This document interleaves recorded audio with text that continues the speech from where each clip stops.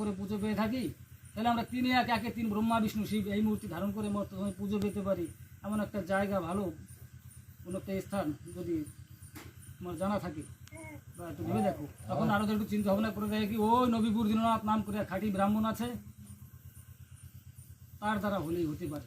যখন এই কথা বলেছে তখন কি করা যায়, ওই দীননাথের ছিল একটাই মাত্র গাভী, ওই গাভীর দ্বারা তার সংসার চলে, ওই গাভীটাকে হরণ করতে হবে আর দীননাথকে দিয়ে তিনাথের পূজা এই মর্তধামে প্রচলন করতে হবে।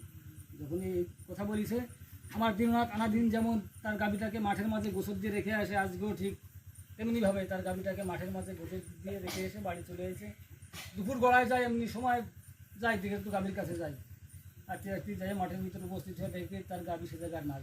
কী হলো, গাভী কোথায় গেল?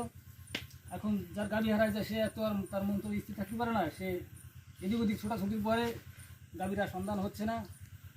বাড়ির পাশে যারা ছিল জ্ঞানীজন তারা বলছে, দীননাথ তুমি কাজ করো, আমার মনে হয় তোমার গাভী কারণ ফসলের ক্ষতি করেছে, সে নিশ্চয়ই খড়ে ধরে দিয়েছে। যখন এই কথা বলিছে তখন আমার দীননাথ বেশি ব্যস্ত খড়লার কাছে হাঁটিয়ে গিয়ে বল, কারণ এ গাভী তো দেশে চলে যায় নাই, আমার কিনার ঠাকুরের অপার করুণাই হয়েছে। তাহলে কি করা যায়? দীননাথ ওখান থেকে বাড়ি চলেছে, বাড়ি যখন এসে করছে, মা খড়ে গেলাম, খড়ে গিয়ে তো গাভীর সন্ধান হলো না, এখন কি করা যায়? এখন কেউ কেউ বলছে যে দীননাথ তোমার গাভী নিশ্চয়ই চুরি হয়ে গেছে, চুরি করে নিয়ে গেছে, সে তো গাভী বাড়ি রাখছে না, নিশ্চয়ই বিক্রি করে ফেলাবে, আজকে গলার হাট আছে তুমি সেখানে চলে যাবে। যখনই গলার